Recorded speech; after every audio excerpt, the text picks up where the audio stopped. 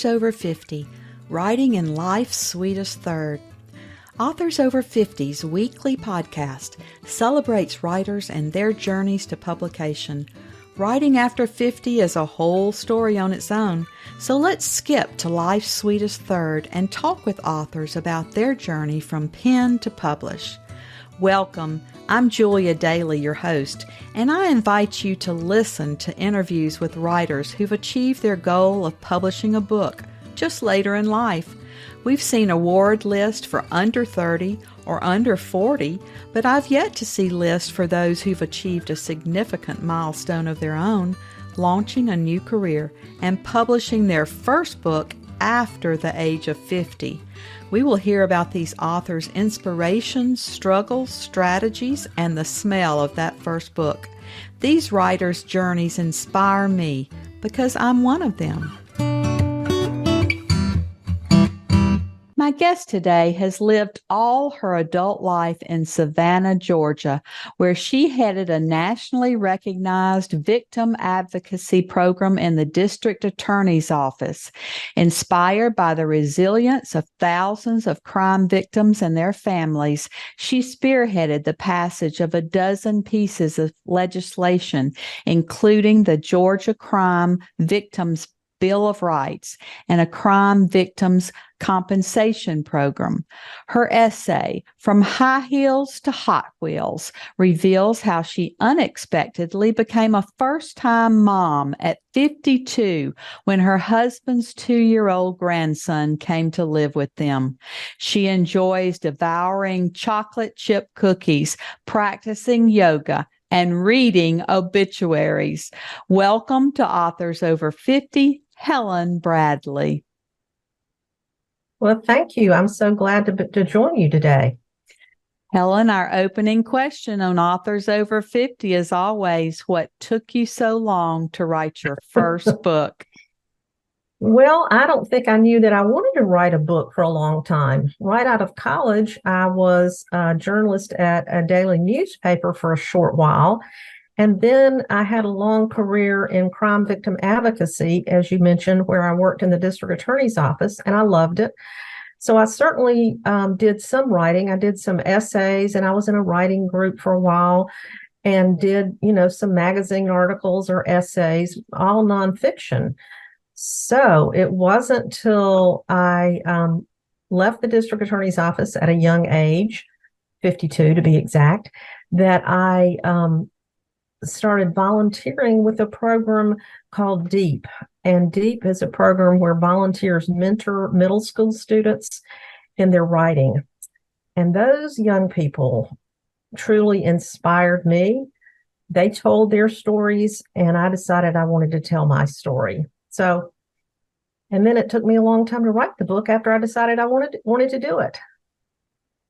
Well, once you did write that manuscript, how did you proceed? Did you search for an agent, decide to choose a hybrid, a small press, or did you self-publish? I looked for a short time for an agent, but as you know, that is extremely difficult to find an agent these days. And I was fortunate enough to find a small publisher who accepted my manuscript and wanted to publish it. So that was really exciting. So I have a traditional publisher, not one of the big ones, but a very small publisher. I love my small publisher. I love the micro presses. I think we get so much more personal attention. When you're with one of the big five, they still require all of their authors to do all of their own publicity. And sometimes you can get lost in the shuffle, or so I've heard. Right. Well, was certainly glad to get it out into the world because I didn't know how I was going to do that.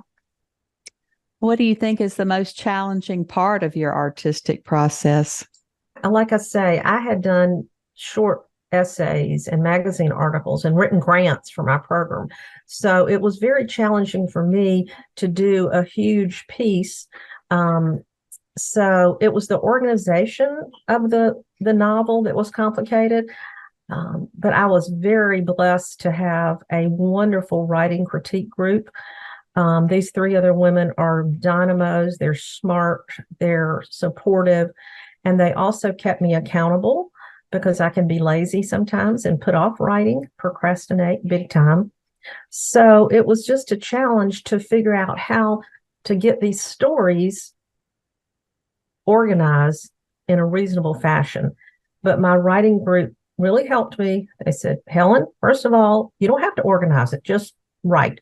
So I would write a scene or I would write a chapter.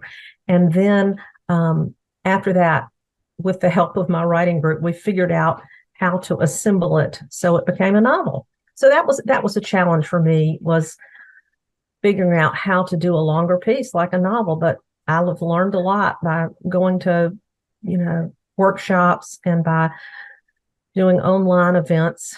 So that's been helpful.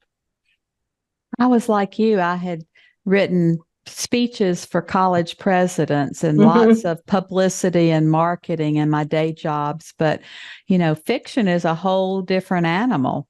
So I think we do have to learn how to write fiction. Absolutely. What was your inspiration for your stories? Well, it was inspired by true events, as is often the case with a novel. It is certainly fiction, but the first thing people in Savannah want to know is how much of this is true. So, the truth of the matter is, I was the director of a crime victim assistance program in our local district attorney's office. And one of my young male employees accused our boss, the district attorney, of sexual harassment. I wrote that for a writing group, an essay about that years ago, and they were fascinated and wanted to know more and said, please, please tell us more. Some of that had been in the news and in the media, but then I knew I had to fictionalize it. So I made up a whole lot of stuff, and it's certainly fictionalized, but it is inspired by a very difficult time that I went through in my career, and one that caused me to retire at a very, very early age because I was put in a very bad situation. Well, your subject is certainly a timely issue in today's society. So it should be something that we all want to read and to more fully understand what's happening in all of these situations. Yeah, there's hardly a day that goes by that we don't read about sexual harassment in the media. I mean, of course, that's a topic that was not discussed for a long time. It was swept under the rug. The Me Too movement came about. So it is out in the open more, but I think it's still really difficult for crime victims. And my novel has a lot to do with the obstacles that crime victims go through after reporting a crime. This book has inspired a lot of women to realize that they are not the only ones that have been through something difficult. And in the novel, there's domestic violence victim. And then, of course, there's a young man who was a sexual harassment victim. So it's about the journey that they go through and that very difficult journey. Well, you have certainly increased everyone's knowledge about these subjects and been so proactive in all of the legislation that you have helped to be passed in Georgia. So thank you so much for that. Thank you. It was an exciting time to be able to work on making changes to help crime victims and to make sure they're not forgotten and that they're included as a part of the justice system. So it was a wonderful career, and now I'm happy that I'm writing something totally different. Yes. And you've certainly used real people to inspire your characters, as I did as well. Mm-hmm. I had a thread of my own memoir running through my first book, but I didn't want to make it a memoir because a lot of those people were still alive, and some of Right. those stories were not mine to tell. So I wrapped it in Yeah, fiction, and it makes it easier to digest. absolutely. Well, we writers like to write and we don't always like to promote ourselves. Have you found any publicity that's worked for you, or maybe something you've tried that hasn't worked? Well, my publisher told me right off that I was going to have to do all the marketing. So I actually hired somebody the first few months just to get all the social media, Instagram and Facebook and all that, a web page set up because that was not my forte. So that was really helpful. Um, and I tell you what's been the most fun is visiting book clubs. I absolutely love joining book clubs in person or virtually. I love to hear what readers think. They have the most interesting and thoughtful questions. And hey, there's usually good food too. So, what could be wrong with talking about books with wonderful people while eating good food and drinking wine? So that's really been one way to get it out there. Of course, social media. I also have newsletter that goes out every couple of months that I connect with people and just let them know what's going on. I also have connected with the arts community here. There are a couple of art galleries that are selling my book, and that's just really cool. As a matter of fact, my book launch was in an art gallery. So it was just delightful to be able to connect with artists and artisans, people that I don't normally connect with. In my career, I was hanging out with police officers and prosecutors. And now it's really fun to hang out not only with writers, but all creative types. And they have been extremely supportive.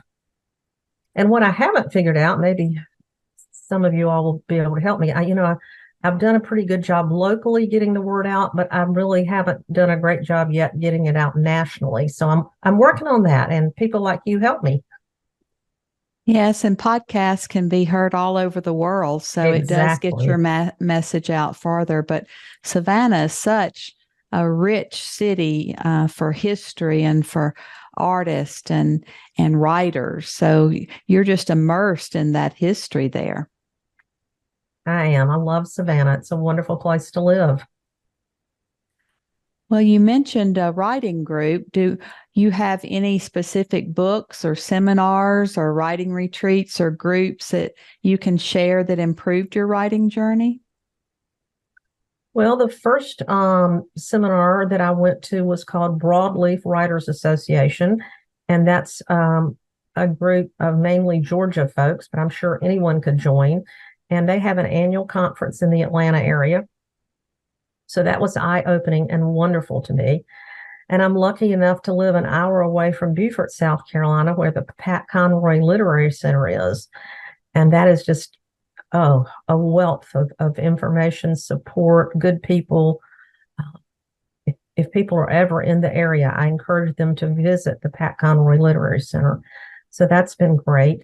And the weekly critique group, truly, my book would not exist without them. And that is an absolute truth. Like I mentioned, they keep me accountable. We meet every single Wednesday morning, and we go over the pages that we have turned into each other the week before. They've given me ideas, support, suggestions. They came up with a title, so that's been really helpful. And of course, there are all sorts of online resources available. The Southeastern Writers Association is one that's really helpful. And online, on Facebook, I'm on Writers Helping Writers. And that's been a great resource just to bounce ideas off. It's great that you're so close to the Pat Conroy Center because the Pulpwood Queens, the International Pulpwood Queens, raise money for that center every year. And I'm a member of the Pulpwood Queens. Absolutely. The Pulpwood Queens, totally awesome group. I didn't know you remember, but that's pretty cool. Yes. They are quite a different group. They bring a lot of attention to authors and have for Yes, years and years. absolutely. Well, Helen, tell us a little bit about the passage you've brought to share today and then read from your book so we can hear your tone and voice. Okay. Well, Ann Gardner is the main character in this book.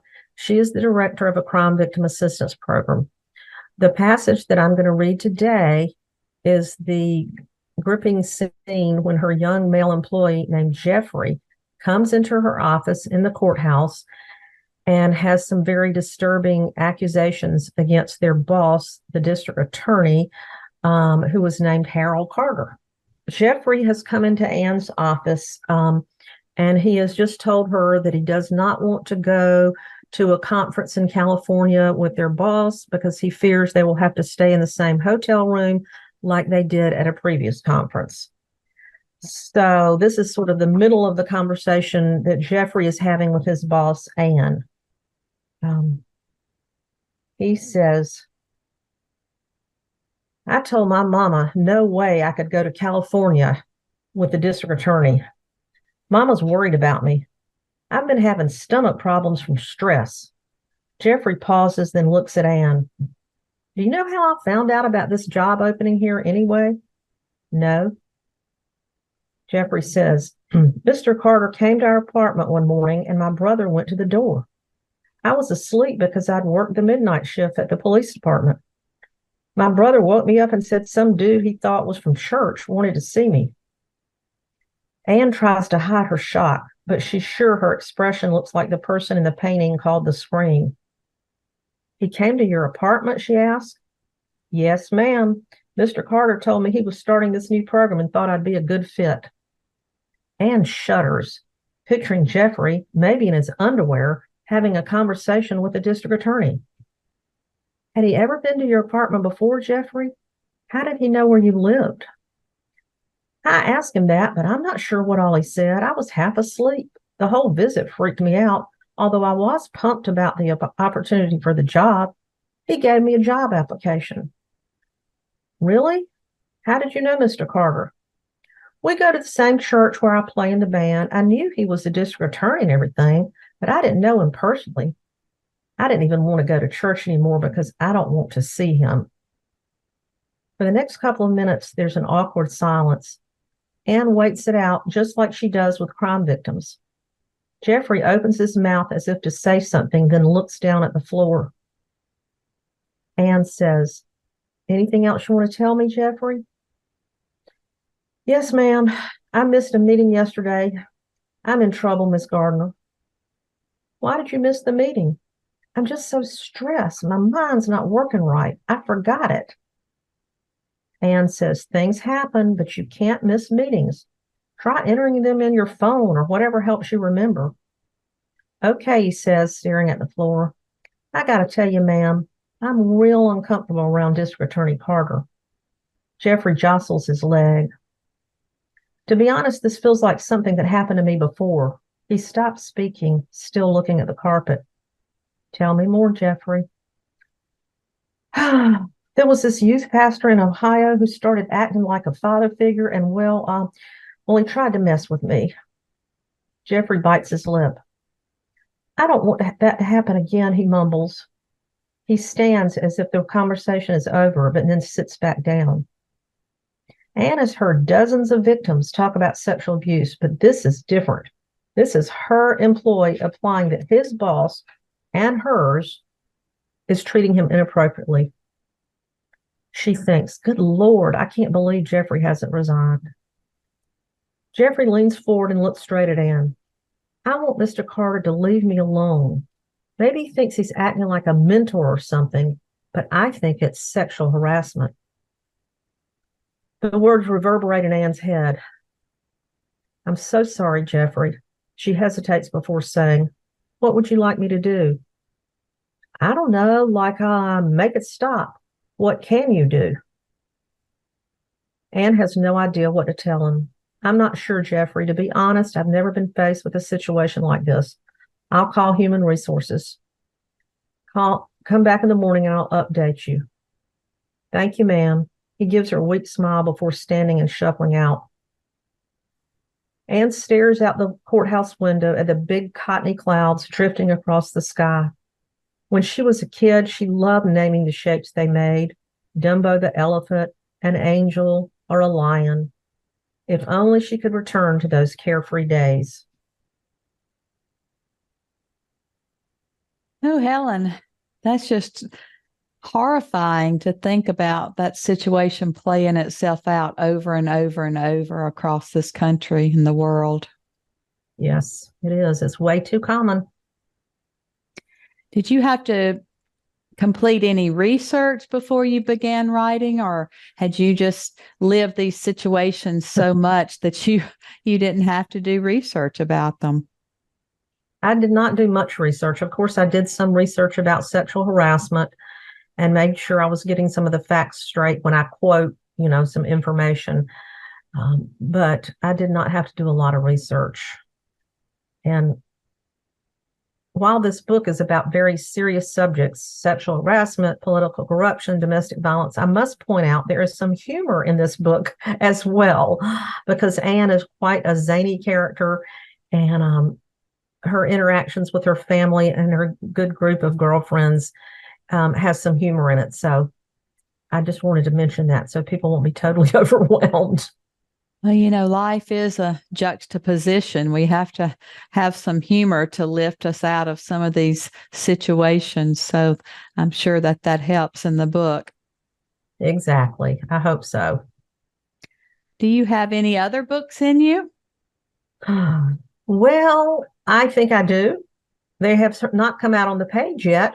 I've been having so much fun this summer and fall going around peddling my first book called Breach of Trust, that I have not started for sure on a second novel, but I've taken some notes and done some brainstorming, and hopefully it will not take me as long to write this book. So, yes, you're going to see a second book from me. I find that the first book helps us to write more quickly, Good. and you'll be able to outline and get it all down on paper, because I think in that first book we're learning so much about the process and trying to learn how to write fiction, that second book comes more easily. Well, I certainly hope you're right. What does writing success look like to you personally? Writing success is when a few weeks ago I went to a book club, and there was a young man there who said, "It was a passage in your book that was so poignant, it brought me to tears." And then he said, "I'm going to read it out loud." And he read a passage about the main character remembering when she was a little one, a toddler, sitting on the back swing in the backyard as her mom fed her strawberries. I came home and I said, you know what? If I don't sell any more books, the fact that this touched somebody. So it's being able to touch people, and it's being able, I'm probably not going to be a John Grisham best known author, but my book, I hope, makes people think. I hope it makes them laugh. I had an email last week from our local domestic violence shelter saying someone had read my book and she was inspired to then come to the shelter and apply to be a volunteer. Well, that's what it's all about. So making a difference in small ways. I certainly agree. When I wrote my first book, it was about adoption because I'm an adopted child. Right. And people would reach out to me from all different levels of the adoption community, other adoptees, birth parents, adoptive parents, and they all just told me how much they enjoyed the book and how it made them want to tell their stories that they had been keeping as secrets for so many years. So I think when we hear from people and know that our book is making a difference, even in a small way, or like you said, to one person, that's truly success. I think so. I definitely do. And you're exactly right when you said your book about adoption made other people want to tell their stories. Everyone has a story. And if they tell it in writing or painting or acting, whatever it is, we just need to share our stories. It connects us, and that's important. It does, and it becomes therapy for us as well. Exactly. Trying to understand ourselves and why things happen to us or why we did the things that we did. Exactly. What does your family think about your new career as a writer? My family has been extremely supportive. Um, my sister has been there every step of the way, particularly when I have technical problems. And I don't know what to do on the computer. And, I go screaming to her house and she helps me. My husband's been supportive. We're raising a grandchild and he's now 15. And of course, his question over the last several years was, Nana, are you ever going to finish that book? So I guess he sort of inspired me as well. But yeah, they've been great. And the community, the Savannah community, has been unbelievably supportive. I'm really overwhelmed by the support. That's really great. And especially for those of us who began later in life, writing in what I call life's sweetest third, it just makes it all that sweeter. Well, my book was published 2 weeks after my 64th birthday. So there's no excuse for anyone who's older to say it's too late. It is never too late. No, my first was at 68. All right. And I Good am for you. interviewing people in their 70s, 80s, and 90s, and they're still writing beautiful work. So I think we can do it the rest of our lives. I do too.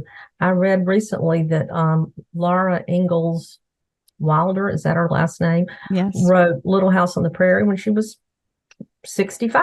Yes. There are a lot of people who didn't start until that age or older. Well, this has been a great visit today. And as always, our last interview question is, our writers over 50 are quite unique. Do you have advice for writers 50 and above? Absolutely. Just do it. Find the support you need, whether it's one person, two people, three people. Find a couple of writers, maybe a couple of readers that you can chat with. Age boldly is something that a group called Next Tribe, that's their motto, age boldly. So don't make excuses. Just do it and be proud that you're starting at whatever age you are. So find that network, though. Find those people, young and old, who will support you on your journey and make it happen. That's wise advice today. And you made such a difference in your work career. And now you're making a difference to those of us who read your written word. So thank you for sharing with us today. And we're excited to now count you among our authors over 50. Thanks so much, Julia. I enjoyed talking with you. Thank you for joining us today. Please look for Authors Over 50 every Thursday when we will have conversations with accomplished debut novelists over the age of 50. Please subscribe and share with a friend. And check out my own publication journey after 50 at www.juliadaily, that's DAILY, like dailynewspaper.com. Until next time, keep reading and writing. And remember, it's never too late to fulfill a dream in life's sweetest third.